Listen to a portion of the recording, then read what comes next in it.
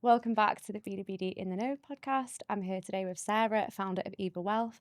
Thank you so much for coming today, Sarah. How are you? Thank you so much for having me. I'm great. I'm just slightly warm from Yeah. a nice hot walk here. But as we were saying, we can't complain. It's Yeah, gorgeous, isn't it, at the moment? So exactly. yeah, I'm Journey great. up okay? Yeah, Jenny was super and we've had a little potter around London. So we've Oh, had a lovely day. So thank you lovely. very much. Well, like I say, thanks so much. I'm excited to chat to you about all things Eva Wealth and everything related to that. So with that in mind, would you mind by starting me off with how it all started, how you got into the industry, and then how it's got you to where you are today? I'd love to. So, like probably a lot of people that you speak to who are in the industry, I didn't set out to start a Like career in financial everyone. services. Yeah, I think I don't know what the split is, but it's got to be heavily weighted in this hmm in this direction. So, I originally trained as a neuroscientist, and I was going to. Well, I started life in pharmaceuticals, and my plan was to stay in sort of the medical field. So, I was just about to reapply to go back to medical school to train to become a doctor when I met a boy. And at the same time, my father, who was an independent financial advisor, was running his own business and he ran into some health issues and went through a bit of a difficult time. So, this kind of like sliding doors moment, I realized that I could help him out. And at the same time as meeting who is now my husband, we kind of embarked on this journey of shall we both retrain? Should we become financial planners?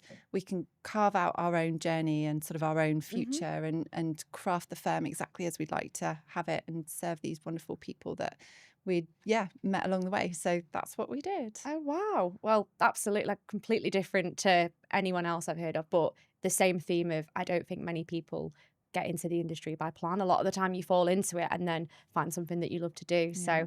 interesting route. How did that kind of progress from there to Eva Wealth, which I believe kind of you got a bit of an idea when you were pregnant with your third child or on maternity leave? Yes. So Claris Wealth is a family firm. We look after business owners, families, men and women. And that's been going since 2012. I fell pregnant with my third in 2017. And at that point, took a bit of time out, which was Yeah. a really lovely opportunity just to stop and take stock of where I was. What was I doing? Was this an opportunity to revisit how we were doing what we were doing and do anything different? And during that period of time, it kind of brought together all the thoughts that I'd been having over the years. So I've been looking after these wonderful clients. And during my journey with them was I'd observed at different points in time, and it was only during this season that really it settled for me. I noticed that in sort of traditional relationships, it was the husband that often did the talking in the meetings, or when I observed other advisors, it would be the male in the room that the advisor would direct the conversation to. And I think what I noticed was that women were either left out of the conversation or actually started feeling that they weren't part of the conversation because they just weren't interested or they weren't included. Yeah. And I think it struck me that over the years there's been this kind of separation of women being left out of the core financial Yeah. conversations. And so as I was reflecting on that, being a mum as well, having conversations with mums at school, as soon as anyone asks what you do career wise and you mention anything to do with wealth or money, you often get the response of, oh, I'm not very good with money or I don't know about that. And it struck me there were these two, I guess, groups of women who weren't being served well by hmm financial services. One was those who had already had relationships with financial advisors and weren't being looked after as well as perhaps they could be. And then those who had never embarked on a relationship with a financial Yeah. advisor and wouldn't even know where to start and wouldn't even feel like they could have that relationship. And so I thought, I know it's half the population, but actually we've got a problem here. Women aren't being served properly. So that was my opportunity to go, I think I'm going to do something about this and we're going to Yeah. look at how can we do this differently and do it better. hmm So that's when it all started. Wow. And so it's been since 2017 that you've kind of embarked on this journey, and obviously with great success. And I guess a lot along the way has happened. How has it been? I guess just not necessarily starting something from scratch, but starting something a bit different. So obviously, generally, like, you owned a financial advisory practice, and there's a lot of other people that do that. So how was it kind of almost building out a proposition that suits women as such, if that makes sense? Yeah, it's It's been a journey, so it's Yeah. not something that we switched out to overnight. Claris Wealth still runs our main Yeah. family firm, and so what we did initially was start a trading style, and really I think it was about creating a shop window that said to any woman that was looking, "Here's a safe place. We will talk in your language. We will hear where you're coming from. Let's explore what this could look Mhm. like and how we could do it differently." So it wasn't coming to the table with all the answers at all. It was coming and exploring what we could do differently. And so it's been, I guess, in some ways, because I like to see results, in some ways it feels like it's been a slow journey, Yeah. but actually it's been necessary to journey that with clients and work out exactly what that needs to look like. Mhm. And we're still journeying it today as Yeah. well. You've mentioned, like you say, that you're trying to solve the problem of women who are not getting served properly by the industry, but also women that don't really get Hmm. involved at all. Why do you think it is that maybe women haven't felt served by the traditional financial planning model? I think that there's a whole societal influence that has been built up over the years. Yeah. I was doing some research recently that showed I dug into the sort of marketing and that side of things for over the years, how women have been marketed to versus how men have been marketed to. Or although I wasn't looking at it from that angle, but that's what came out to me. Yeah. So there's been consistent marketing to men about investing and growing wealth and providing for the future. And sort of all the TV adverts and marketing directed to women has been very much around budgeting, running an efficient household. Yeah. So it's not that women have been left out of the financial conversation. It's just that they've been kind of boxed into what conversations they can be part of. And so I think that sort of noticing that was a really big thing that I felt, that there's these messages that have come down through the lines. As an industry then, you know, traditionally financial services has been built by men Yeah. and delivered Yeah. to men, so the language is going to be Mhm. different. You know, the way we talk about products and risk, and Yeah. we launch straight into that All often. the jargon. Yeah, it's straight there, and I think that hasn't served women and hasn't included them and invited them into the Mhm. space very well over the years as Mhm. well. Was there a particular moment when you thought this needs to be done differently? Or was it more over time, like things that you heard and saw? It was definitely a time thing for me. There were significant moments, you know, Yeah. in that journey, but it was, I think really it was a gradual awakening. And Yeah. the thing is, once you've discovered something or once you've seen something, you can't then unsee it. So as soon as I saw, I didn't really appreciate there was a big difference in how men and women perhaps receive financial advice or Yeah. needed to have it delivered differently or anything like that. Once I had actually dug into it and I saw that there was such a big gender gap, that's when I couldn't then unsee it. And so it was moments like that when I was like, I've got to do something about this. I've Mhm. seen it. I can't just kind of sit here and be Mhm. part of what's going on. I want to do something differently now. And that passion probably fueled the start of the journey, really. Yeah, definitely. And how did you get from, I guess, having this vision to actually building out the proposition? Like you say, I know it's a journey, but how did it start from, being like an idea to an actual proposition and actually helping people? Hmm. So I think because we already had a firm established, it was a gentle step to start Yeah. with. It was this trading style that we created, so a gentle rebrand and launching that proposition rather than starting a business from scratch. So Yeah. I had the cushion of, I had a team already around me. Yeah. I had clients already. So in some ways that possibly made it easier for me Yeah. than someone that's starting, you know, from brand new. But that wasn't enough. And so I think the big steps and the hard steps have been actually crafting out something very different. So we're imminently going to be launching a new digital proposition soon. And that's been quite a big, I guess, learning curve, and also just going through the process of designing what does that need to look like? How do we deliver it? That's been quite a big, steep learning curve and yeah, plunge Mm-hmm. for me to do really. Mm-hmm. Like we said there, obviously the sort of traditional mold of financial advice seems to be very much designed by a male with a male in mind. I very much agree with that. And I'm intrigued to know what specifically you mean by that. Yeah. So I think through my observations, Yeah. it's been that conversations are very product led Yeah. and straight into let's talk about investment performance and much more the products of financial services rather than led with sort of I guess, values and what's important to the client, lifestyle, conversations, things like that. Mm. Yes, they will factor into the conversation, I'm sure, with most advisors. And, I'm also reflecting back to sort of 20 years ago compared to today. Mhm. So I know that there has been a lot of change and a lot of progress, which is brilliant. But I think, you speak to a lot of women and um, their value set's often quite different from the men that you speak to. And that needs to be reflected in how the whole financial planning conversation happens.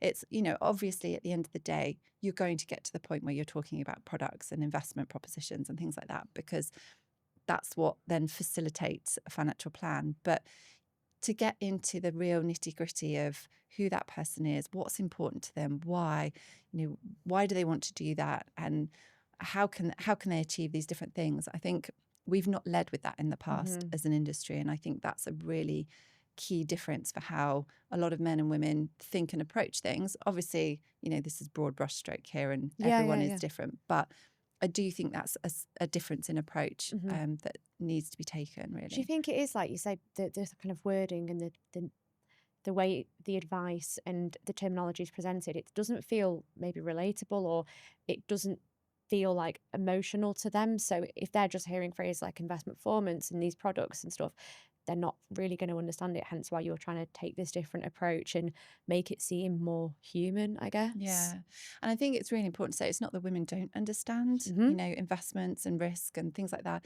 It is just, I think, unless you've grown up hearing it, or so one young lady, she had just finished university. She came to me, and this has really stuck with me ever since.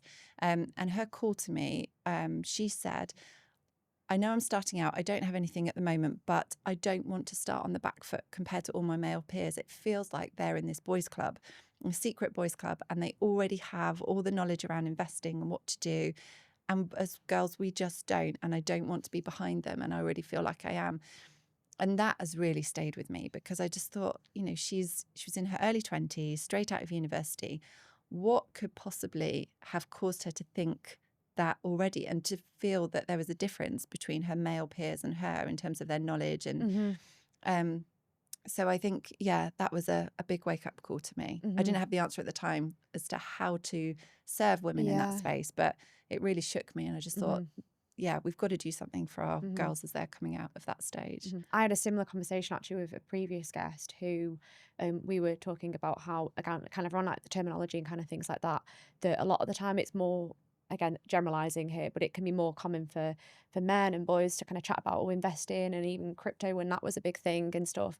And a lot of the time it's not that us women don't find it interesting, it's that we just don't really talk about it. And a lot of the time we don't understand it because of the way it's spoken to us. But if it's made in a more human way of, like, for example, I see a lot more of it now, people talking about it on podcasts that maybe women listen to, even social media. And I think a lot of it comes down to like just education in Mhm. general, which again is that kind of like gap a little bit, Yeah. which I guess is why I find what you're doing so interesting, because it's making it seem more appealing. Obviously, you've written a book and there's an app coming. We'll get onto that later. But I love how there's now a lot more being done in just to kind of showing that investing and financial advice should be accessible for everyone. Yeah. It's not just for men, and that Yeah. there are places and people like you that are making it more accessible and more understandable for women. Yeah. I think you're right. I think there's we're seeing so much in Yeah. that space, aren't we? And so much change, and it's brilliant. So the gap is being closed, I'm sure. But there's this. I'm always going to say it, there's still so much more to do. Hmm. I know what a lot of women in the space kind of talk about is how, and we've touched on it briefly, about how generally women can be left out of the conversation. That can be due to reasons like the male being the breadwinner, or that they just don't really think it's for them to get involved in. And again, a lot of women are start trying to make sure that they're involved in these conversations from day dot. Yeah. So it's not just at the point of, a life event happening that they Yeah. get involved. Was that something that you started to do kind of when you were before forming Eva Wealth? No, so before Eva, really, it was, I suppose those were the early days of setting up our practice Yeah. originally. So it was a sort of head down. We had two small children, working all hours. So it was literally let's just, Yeah. focus on getting the firm working. So I think that's why having that break when I had my third child gave me the opportunity to Gave you the really, space to yeah, think. because Yeah. until then there wasn't much thinking space. It was just go, go, go. Yeah, I'm glad I had that time, because I don't know that I'd be doing what I am now, actually, if I hadn't have had that space to think about it. Hmm. Yeah. It's interesting as well because you came from a completely different background. Do you think that obviously one of the reasons you started your firm was because your father, he had a practice? Was like back before, when you were considering your career, was financial advice, wealth management ever something you considered, or was that never something that really interested you? Not seriously. So No. as a child, I would joke and say, Dad, I'm going to take over your firm when I'm older. But I didn't really have any concept of what he actually did. Yeah. Um, and it was only then, when I went to help him out during this period of time when he was unwell, that I actually saw it wasn't just about numbers and money. Actually, it was about changing clients' lives and enabling them to have a plan to be able to put into practice what they were really wanting to Hmm. do. That was a bit that I hadn't realised formed a key part of the job before. Yeah. So I was really fortunate. I already had a good understanding of pensions and investments and things like that, just because Yeah. I guess I'd absorbed it at home. But it was the people element that I hadn't realised. And I guess linking back to my neuroscience degree, actually that comes into the job every day now. And Yeah. I didn't set out, and I didn't realise at the time that it would help me so much, but it's such a core part of, well, it's a core part of all of us. It's how our brain Hmm. works. It's, how we make decisions. So actually being able to weave that into what I do on a day-to-day basis with people and helping them make their financial decisions is brilliant. Hmm. I find it so interesting that that was your background, and although you would never ordinarily assume there's any crossovers between like Yeah. neuroscience and advice, to see that that still kind of comes into your day-to-day Yeah. job is really interesting. Yeah, I'm so pleased it does, because I absolutely loved the degree. And so there was an element of me that was quite sad to have made the decision to, Yeah. sidestep and leave it behind, but I haven't left it behind at all. So It must have been great. difficult after doing such an intense degree like neuroscience to change over. How did you find that? I guess obviously you had your reasons for changing, but how did you find that making a complete career change? Do you know, it was fine, actually. I Yeah. think maybe it's the way I'm wired, or maybe everyone's like this, but for me, when I set my mind to something new, that's it. It's head down and it's push on. And I think I had an enormous amount of motivation at the time. I knew why I was making those decisions, where I was wanting to go with it. So that was really driving me. So I was sad at the thought of leaving behind the training that I had done, and I loved it. But actually, I was so motivated by what I was doing. So Hmm. yeah. We touched on previously about how with Eva Wealth and this proposition and the journey that you've gone on, it's not about the necessarily the advice change, and it's more about the way it's delivered and the actual journey. Could you talk a little bit more about that? Yeah, of course. So, and again, recognizing that the profession's changed hugely over the last 20 Yeah. years, but I came in when it was still about reselling an investment Yeah. bond and just, trying to get through as many products as you can to get the initial commissions. And so I think, there was this culture of you've got to see as many new clients as possible, sell as many products as possible. It was very much about the numbers and getting through and getting the products sold and getting the commissions in. And I think, there wasn't, within that model, there isn't the space to allow clients to really sit with the situation that they're in. So, as you'd probably expect, working with women, I work with a lot of women who are in those transitional life moments, Hmm. so divorce, bereavement, and business sales, things like that. And in that moment, rushing a decision about a complex financial product isn't, well, it's not fair on anyone, but it's really not fair on that person that's probably dealing with loads of other things all at the same time. So one of the things I recognised was that we had to slow that initial process down. Yeah. But when you are part, even when it's your own business, but when you're dealing with the commercials of the business as well, working out how can you do that. You've still got to be profitable and run a profitable business. How do you slow the process down, which effectively means giving the client more time? Potentially that pushes out your payment Yeah. point, takes you more time as well. Like none of that really goes in favour of making a business more Yeah. profitable. So there was all of that to try and work through. How do we actually deliver that well? keep the business really, efficient and profitable as well, but deliver this outstanding experience for clients. So it's we're not a finished product. We're Yeah, still working you're on still it. working on it. Yeah. But I guess what I've got from that is that ultimately you're giving them more space and time to come to a decision, Yeah. which is in turn allowing them not to make any rash decisions and commit to something, like you say, in a particularly potentially difficult time of their Yeah. life, whether it is a divorce, a bereavement, or something. So I guess you're still at the point now trying to nail, okay, well, how do we balance that with the commercial side of things? And I'd love to talk a little bit about that because that must be difficult, because you're not taking the cookie cutter approach that other firms take. You're, trying to make it still like a profitable business and still work commercially whilst also balancing the client needs. How has that been for you? I think that's been probably one of the hardest things to try and Yeah. figure out because, like, I'm the type of person that wants to deliver everything for everybody, but obviously that's not going to work long term either. So, I don't think we've reached, the final piece of what that Hmm. should look like and how it works. I do think that taking the risk and challenging any traditional fee structures. Now we are still quite traditional in how we charge. We typically will charge an initial flat fee and then we'll charge a percentage fee on anything that we implement for clients and look after for them, which you're going to get two camps, aren't you? The fixed fee camp and the percentage fee camp. So we blend it a little bit, but that still doesn't work for clients where you really need to slow the process down.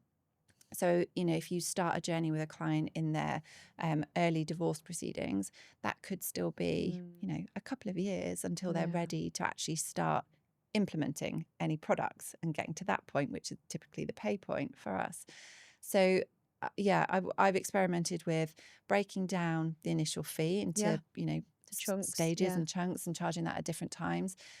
The difficulty with that, because it's, that might seem like an obvious approach, but it's not that simple, I don't think, because again, when you're working with a new client who perhaps has never worked with a financial advisor before, isn't necessarily used to paying professional fees, doesn't really understand what they need yet and why, are dealing with all, the emotions and the stress and the legal fees, all of that comes Hmm. along with the divorce as well, to then be facing new professional financial fees along the way.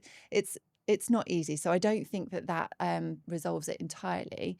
It's still a challenge. We still haven't figured it out, but I do think breaking it down is something that we couldn't do, or I say the industry couldn't do before, because it was all based on a payment point on a commission. Now we can charge fees obviously to Hmm. clients and break them down into Hmm. chunks. So Hmm. yeah, I don't know. I can imagine it's so tough trying to balance the commercial side and the emotional side, but obviously it's been going pretty well for you. I know that you've still got this journey to go, and I guess within this, the reason you're doing it is because you've got evidence and you've experienced that it does just take women a bit longer to make decisions. But do you find that from giving them that space, they generally tend to stick to the plan? Yeah, absolutely. So once you've got a plan, they will stick with it. And yeah, I haven't really had very many situations at all where clients have then changed their mind further down the line, or it is. So it's not that women aren't committed or anything like that. It is just giving them the breathing space and allowing them to balance their mental load with everything else that they've got going on at the time. So yeah, I think this that links into another, I think, typical thing where women have often been labelled as cautious and not risk takers. And I think it's a similar kind of argument where it's not that women aren't good investors, at all. Actually, once they understand and they commit to an investment, they're committed. So I think like female clients are great clients because they want the plan, they then get the plan and they stick with Hmm. the plan. So yeah, I Hmm. love working with women. Hmm. You must almost find a part of your role is a little bit like a therapist as well, like because you must build such a deep relationship. I know generally any advisor from dealing with clients over years Yeah. and years will build a deep relationship, but especially the approach that you're taking, you're genuinely really getting to know the client and their situation. And again, if they're going through quite difficult circumstances, part of your job must also be a bit of a therapist and like Yeah. a listener. Do Yeah. you enjoy that part of it? I do and I don't. I love the relationship building with the clients. I love getting to know them. I love seeing when I can add value to Mm. them. That's really rewarding. I do have to catch myself. I was writing to a client this morning and I had to stop and go, actually, am I writing to them now in the professional capacity as their advisor, or am I, crossing the lines and actually advising them on something that is not my remit to advise on at all? So you do have to stop, I think, and take stock of what you're doing. But I guess that's natural when you do go to that depth of relationship with a client, and I do count it as such a privilege. And I think it's lovely. That's what attracted me into staying in the industry when I first came in. It was seeing that it was beyond the numbers. It was about people's lives and helping them transform their lives. And that still drives me today. So, yeah. Do you find the quite like kind of like the behavioral science side of it quite interesting as well? Because I guess this is the reason why you've, come to the realization that a different approach needs to be taken and the process needs slowing down. And whilst the end goal will probably be the same, it's that kind of journey. And a lot of that is because of the emotional side, the behavioral side. Does that side interest you quite a lot? And I imagine is what spurred you to kind of found Eva Wealth and get you where you are today. Yeah, I love that side of things. And again, like going back to, I think it's just fascinating how that pulls on my roots and, Yeah, the yeah. studies that I did without ever realizing that was the intentional journey that I was going to take. But yeah, I do. I find it so fascinating. And I think that what's lovely is that when we understand ourselves better and why we're making the decisions that we're making, even if we don't realize that we are making decisions, we just think stuff's happening. But when we understand why that's happening, I think the thing that I love the most is that enables us to then be in a stronger position to identify it and to change our response if we want to. It's so easy to think, well, that's just the way I am. I've always been like that. But actually, as soon as you clock that's the way you are, you can then unpick it and go, but it's not serving me very well anymore. I don't want to still adopt that approach. I'm going to rewire how I think and do something differently that serves me better. So yeah, that bit really inspires me. I love it. You seem to have almost built a bit of a community, like with Eva Wealth. Like it's not just a financial planning firm; it's a bit of a community for you. How has that been in terms of building this? Not just building the firm, but building this sort of community. Yeah, it's really fascinating that you say that, because I suppose I look at other communities and see these thriving communities and go, that's brilliant. That's what I would love. And I haven't actually really stopped and stepped back and gone, we have got a community that's kind of naturally built. Yeah. It's been really wonderful. I think I've enjoyed working with other female-led communities, Yeah. and collaborating on events and things like that. That's worked really well because I can bring so much to them and they can bring so much to me, and there's crossover in what our clients are looking for. So that's been really lovely. But I think this whole subject about just lifting women up and raising them up to sort of being on an equal footing with men once again on the sort of investing and finance, I suppose there's just such a hunger and a need for that. So that's naturally attracted people, and it's lovely to know that there are so many people that are all kind of cheering for what we're doing and wanting to see change and wanting to see a difference. Do you think it's almost like the women that you work with want more ongoing support rather than just solely like a annual review? Yeah, yeah, maybe because it feels, it's so hard, isn't it? Because this isn't just unique to women, I don't think. I was going to say maybe because there is that depth of relationship there. Yeah. I do have a lot of clients that just like that check-in call, Yeah. will speak really quite regularly. It's not that there are advice points at that time, it's just check-in. And perhaps that's because with a lot of female clients, not all, but a lot of them, perhaps they're single and they don't Yeah. have then that partner to bounce things off. So actually having that trusted advisor acts as that individual where they can talk to, just check that they're, is this a sound decision that I'm making? Obviously that then, like you're asking about as a therapist role, that strays into all sorts of conversations about all sorts of areas. But it's, I think as women, we like to talk things through with people. So that's probably like more of a natural tendency anyway. Obviously, when you started this role, you were working in a traditional advice firm. How does the relationships you have now with your clients differ to what they were like when you were initially working as a traditional advisor? I think for me, I wouldn't say they differ hugely. And that's probably because I suppose the relationship is with me and the client, or the client and me. So I guess I'm the common denominator between the original firm and now. So perhaps a lot of how we do things now is a natural overflow from how I've always thought, or maybe even with my neuroscience background.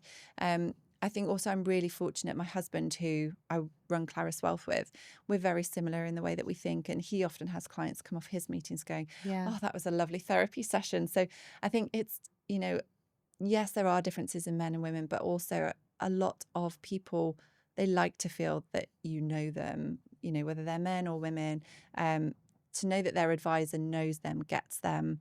I guess they then can respect the advice a lot more because they know it's coming from a position of hmm knowledge and trust and relationship. So, hmm yeah. hmm Of course, as part of your journey, you've written a book. So I'd love to speak about that because, I mean, I can imagine it takes a lot of time, a lot of effort, a lot of hours, but clearly you're really passionate about it. So could you tell me about that, how you got started and, what led you to write your book? Yeah, I'd love to. So, yeah, I've been so excited to get this book written. I guess I've always wanted to write a book, not Yeah. necessarily a finance book. And year before last, I was having so many conversations with women who weren't my normal clients. hmm So, say, mums on the playground, other female communities, women who are starting businesses. There were a lot of conversations which I just felt I wouldn't naturally be able to look after you within my financial planning practice because, we talked about commercial models and Yeah. things like that. Yeah. It wouldn't work. But there is still such a huge need. And how can I serve this whole group of women better? Because I do just want to fix everything. So it's like, I'm not satisfied with just looking after one Yeah. client at a time. How can I do something that better serves everybody out there? So that's when I decided to write a book. I didn't really know where I was going with it to start with, other than it needs to effectively be the financial foundations for women that Yeah. don't feel they have that all of that knowledge in place yet. And I actually ran a workshop with a community called 6 Degrees, which is hmm a female-based community. And through that, it really gave me then the blueprint for how I was going to put my book together. So we went through all the financial planning foundations and did it over 2 sessions. It went down really well. And I then took that, went, right, here's my chapter layout, and then just wrote it out over the coming year. And the funny story is that, to start with, my husband didn't even know. So I'd wait for him to leave. Oh Um, my gosh. and he'd go and do his training or his sports training or Yeah. whatever. And as soon as the door shut, I'd get my laptop out, quickly open it, have an hour to Wow. type out what I could and get as far as I could. So yeah, that was how it was written, I guess, under a condensed kind of time pressure. Wow. And of course, we don't want to reveal everything that's in the book because we want people to buy it. But can you kind of give a bit of a summary of what sort of topics you cover within that and how that can Yeah. help people? Yeah. So the book's called Smart Money, Strong Women, and it starts with your money mindset Yeah.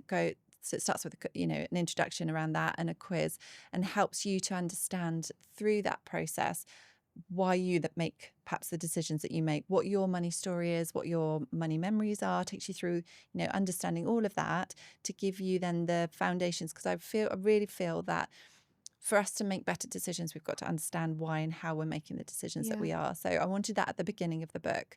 And then it goes and takes you through things like sort of all the financial basics, like why is it important to have an emergency fund? Yeah. Why is protection important? What would you be protecting for, and why? Mm. How would you do that? Savings versus investments, long-term investing, pensions. So it takes you kind of through all this journey. And then it talks about different moments in life and transitional moments. So again, divorce, bereavement, there's special sections on that. And why it is that as women, we have a different journey through life compared to men when it comes to talking about finances. So the things that affect us. So, the gender pay gap, all of these different things that are really important. That's all woven into the book. And then at the end, there's a whole section on legacy planning. So I guess it's like building a house. It's, the foundational building blocks of what's really important to know at each stage of sort of life's journey, how to talk about finances within a couple.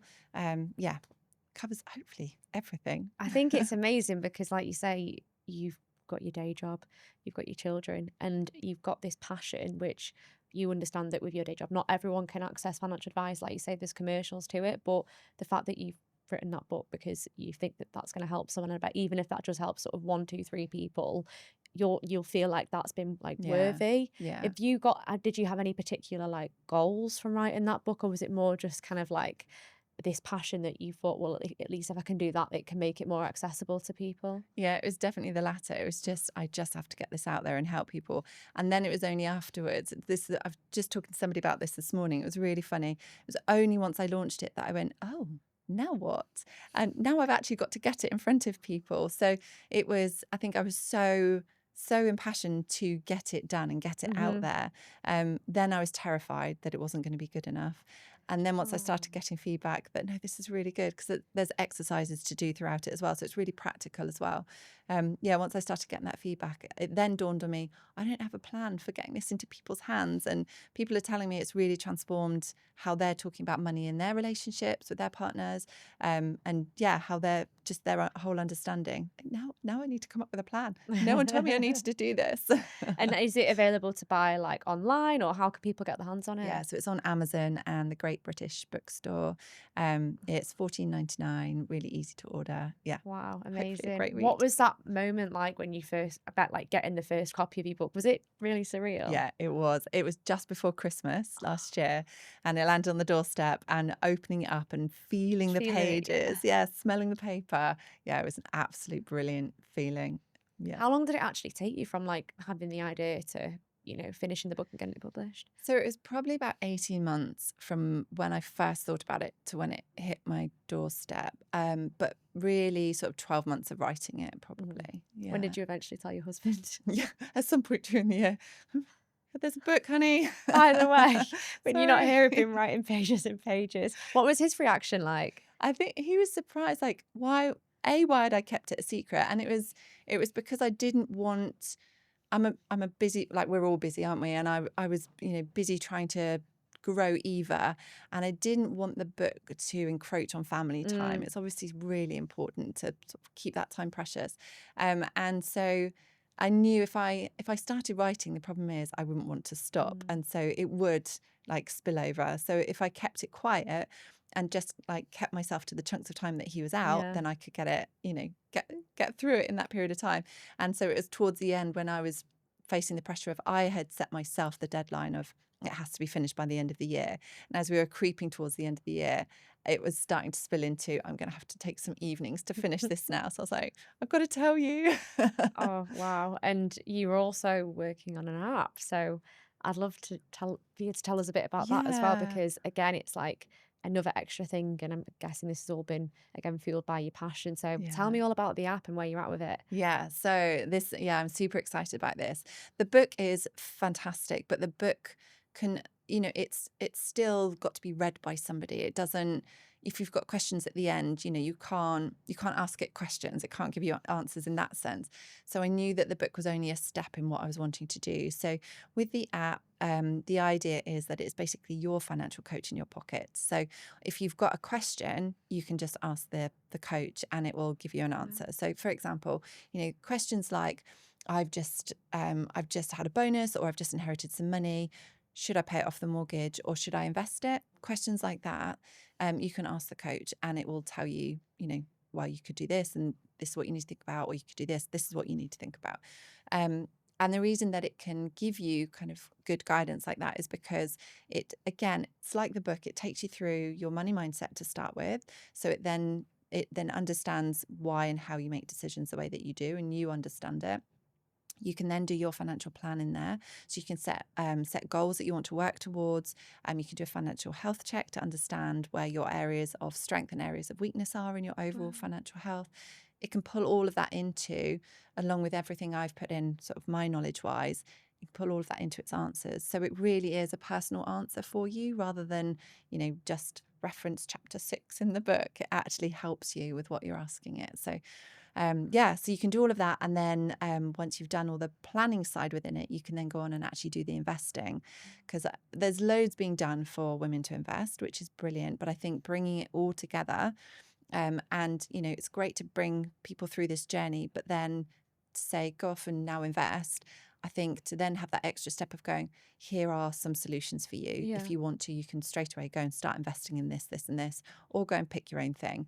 And I think that then removes another layer of friction and gets women investing straight away as well. So, Wow. yeah. It sounds amazing.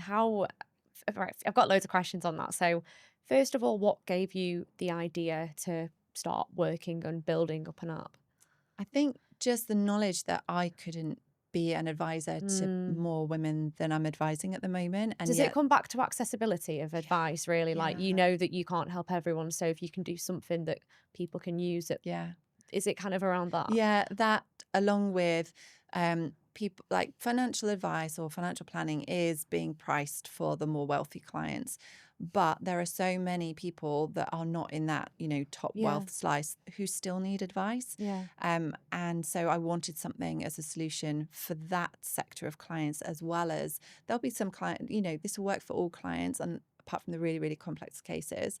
But I really wanted an answer for everybody, not just, the top wealthy slice. hmm How has it been actually going through the process of building an app? So, it just being an idea to actually getting things in motion. How have you found Highs and lows, like that? so thrilling. The first time that I was able to download the app and see it and play with it was so exciting.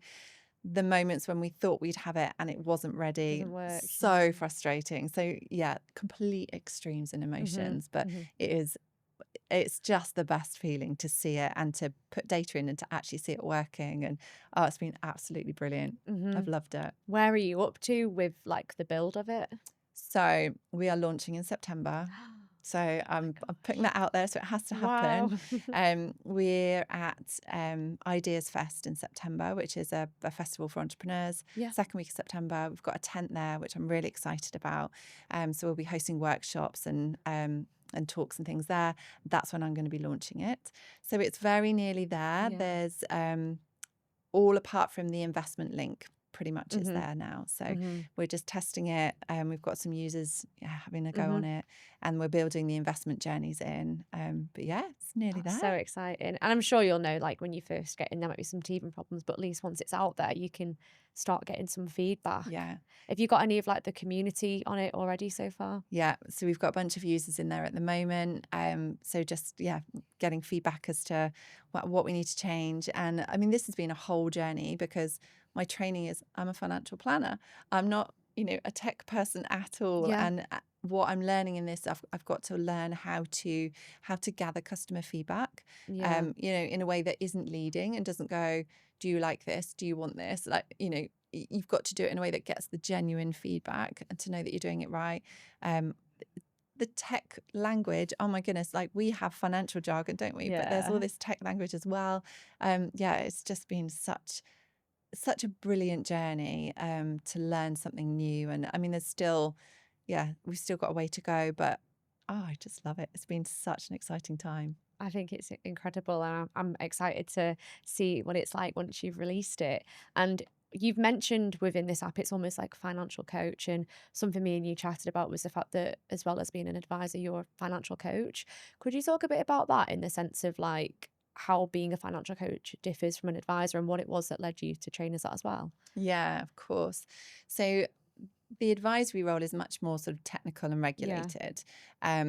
The coaching role is more about helping clients to understand and perhaps change behaviors to make different decisions. Yeah. And I think that, the roles can be distinct, but actually as an advisor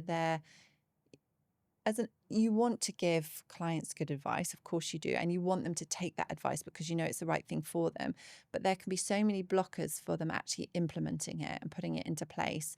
And I think to have that coaching insight and the ability to coach them through some of those processes, I think is really beneficial. Otherwise, you run the risk of either flogging something to a Mm, client, and then they don't take it up or they don't commit to it afterwards, or the experience just isn't very client friendly. I think with the coaching approach, you're working with the client to really understand either why they need what you're recommending or why they need to be making some decisions in other areas of their life to then free them up to yeah. take on board what you're Mhm. recommending them to do. Mhm. So I think they work hand in hand, really. Do you think that, advice and coaching and then technology all go hand in hand? And do you think that that's going to progress more as time goes on? Because, like you say, we're in a world now where technology is so big, AI is so big. Do you think that more and more people should be kind of blending the three together? I think we will find that happening. Yeah. Yeah, I think that initially we might find that there's a natural further segmentation of advice, and that Yeah. the super complex estates and affairs will still need and want handheld advice through that process, and rightly so. I think that using AI and technology and coaching, I think we'll be able to reach a lot more people Mhm. than we have been able to date. Um, but yeah, I think there's going to be some surprising changes in Mhm. how we see things moving forwards. There's obviously a lot of talk around whether AI can replace advisors, Mm. and empathy being one big point. I think that AI will be able to replace a lot of what we do Yeah. as advisors. I don't think we're going to be out of a job tomorrow, but I do think we need to think on on our feet, and actually think, how are we going to serve clients moving forwards? And I think, yeah, we're going to have to adopt technology within what we Mhm. do. But I think there'll be some surprises along the Mhm. way. And with that, I guess it must be just so important to have that human and emotional side as well, which I guess you're really doing to set yourself apart from not just other advisors, but the AI and the technology, because that's a scary thing. We don't know how advanced it's going to get. But, you know, the relationship side, like the human to human relationship side, you cannot replicate. If Yeah. you can, then that's absolutely terrifying Yeah. in the next few years. But I don't think that's something that can ever be replaced. So, like you say, with the different strings to your bow, with being an advisor, having an app, having a book, and being a financial coach, I guess all those in one, that can't be replicated, or at Yeah. least not for a long, long time. Yeah, yeah. I think we'll just have to rethink how we deliver what we deliver. I think a lot of what we've sold our services on in the past, I think a lot of that will be done by AI. So, portfolio Um, management, a lot of the financial planning side of things, in up to a certain point. I think a lot, report writing, administrative tasks, a lot of that, I think AI will drive moving yeah. forwards. But I think you can go out and pick any AI and ask financial questions of it, but whether the client at the end of the day will trust the answers from it. And I think that's where advisors can use Yeah. purpose-built AI for this purpose, is that actually then the answers that they're getting are from a trusted environment, Mm. and they know that they can go with it, rather than they might get an answer but still not know whether it's valid or not. I do So think trust is a massive thing there, because I mean, I use AI a lot. I think it's great as like a thinking partner. I think it's great for helping you with your administrative tasks and helping you spend less time doing admin, basically.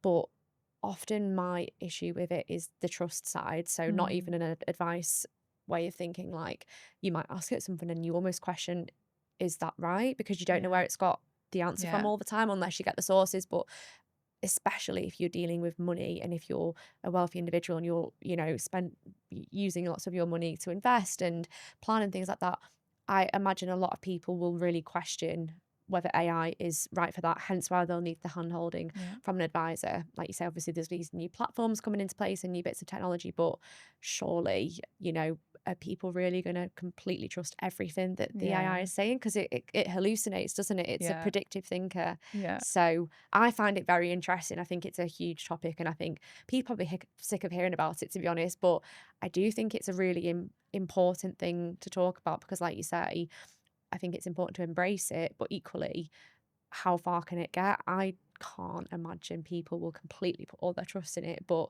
with how quickly it's evolving, I don't know. Yeah. And this is the thing. I think it's really easy to come to our own conclusions now, but the pace at which Oh it's my been god, yeah. evolving, I think that's going to be the differentiating factor.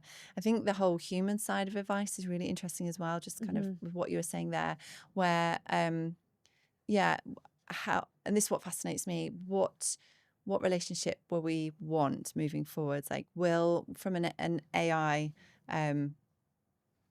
coach in your pocket, for example, Yeah. will that satisfy people? Will behaviorally, are we going to change as humans? And, where more, not just trust, but I think just the whole behavior pattern as well. You were saying that you use AI quite a lot as a conversational partner. Hmm.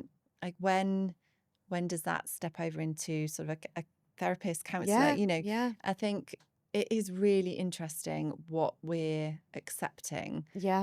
and what we're using it for. So I think it'll be really fascinating to see. So do I. I think, like you say, what you're doing, I just think is incredible because, like you say, you're not only having an advice firm that supports women, but also you're doing things that, women that can't access that advice, it helps them, it enables them to get involved with investing. And I think that's incredible. And a lot of the conversation I'm having is with other women who are really passionate about that. So Mm. I love that we're able to kind of shed light to this conversation. And I just like that you've really, challenged the traditional mold of being an advisor and the process. Like we've said a few times here, it's not about completely reinvigorating the process, completely changing the end product. It's about, you know, tailoring it so it works better for women. Do you think that more people should be doing that? So maybe people that work in, the big traditional wealth management firms, or I guess people that are getting trained up at the moment, do you think that should be a consideration of more people, that it shouldn't just be a one size fits all approach for everyone? Yeah, I do. And I think this will happen in two ways. I think um, the individual, I think anyone coming into the industry now from the people that I've met, and I guess actually I'm in my circle, so Yeah. I don't know, what wider than that. But I think people are wanting to work in this way with individuals. They're wanting to treat every client they see as an individual. Hmm. So I think that feels to me like that's moved on anyway. But also I think that, yeah, the larger organizations, they in some ways it's harder for them to change because Yeah. there's a bigger ship to move, isn't it? But they've also got the probably more funding and everything like that behind them to be able to drive change. So Hmm. it's that difficult balance. But I think it's potentially less about making something different for women, but just recognizing that each individual sat in front of you might need a slightly different approach. Yeah. And as a business, I know that sounds like an impossible task, because what does that mean? Do you have a different proposition for each client, Mm. different service, different charges? So I'm not saying that that's necessarily the answer, but yeah, treating every individual in front of you as an individual, Yeah. and Yeah. adjusting where you can for what they need. I Hmm. think we've Hmm. got to work like that. Yeah, amazing. We've got a few minutes left, so I've wanted to, I guess, thank you for the conversation we've had. I've absolutely loved it. I think it's fascinating. I just think the way it links in with your initial career and how it's all blended over together and everything that you've done and the journey you're going on, I think it's really, really interesting and exciting. So I really appreciate you Pleasure. sharing all that with us. I've got a couple of closing questions for you. The first is, what's next for Eva Wealth? I think this completing this app and getting it out Yeah. there, I think that's going to take up quite a lot of my time still for the Hmm. foreseeable future. I'd love come September to have a finished product ready to go, but something tells me that we'll be, changing it and Hmm. iterating it. But hopefully, my dream for that is that it will grow and become a household name in the same way that, Monzo has become a household Yeah. name for banking. Or so it's called My Wealth Vault. It will be out. I want it to basically change women's relationship with Hmm. money, and raise the bar for them, Hmm. bring them up. So yeah, I want it to go national. Yeah. I want it, so that's, Global even. yeah, even global. Yeah. So that'll keep me busy for a little while, I Yeah. think. No, it's so exciting. I could definitely be getting my hands on it when it's out. Fantastic. And I just wanted to say again, the thing I love about this is there's a lot of talk a lot recently about making advice more accessible to people. And like you say, there comes balancing the commercial side of it. But what you're doing, I just think is incredible. And I'm sure a lot of, time and money goes into it. But the passion that you've got has obviously spurred you on to do it. And it does really show. So yeah, I absolutely love it. Oh, thank My you. final question is there any advice you would give to advisors who maybe want to kind of start to tailor the process or the proposition for women to make it, similar to what you've done? If you've got any advice, people that want to change, to change the process for women and things that maybe they need to think about, or any advice you can give from your experience? Yeah, I think the first place to start is to pick out a client that comes to mind that they've worked with who had a real impact on the advisor themselves, where the advisor goes, I loved that because, you know, I could see how this changed their life, or whatever it Mhm. is. Think about that client and think about what made that journey so good for that client and so successful. And then just start sort of expanding it from there. I Yeah. think, you know, you don't have to have a different trading style. You don't have to do everything completely differently. But I think just starting to um, maybe treat the female within the client bank as a community within Yeah. themselves. Start to think about what serves them well. It's just about starting with something, isn't it? And then Yeah. growing it and building it from there. So Yeah. yeah, Amazing. Sarah, thank you so, so much again for coming up and coming on. It's been an absolute pleasure to thank you for speak to having you. me. And yeah, I mean, for everybody waiting for the app, it should be out in September, Indeed, hopefully. indeed. And the book as well. I'll leave some details below on how people Amazing. can access that. So yeah, thank you so much. Fantastic. Thank you for having Brilliant. me, Thank Ellie. you.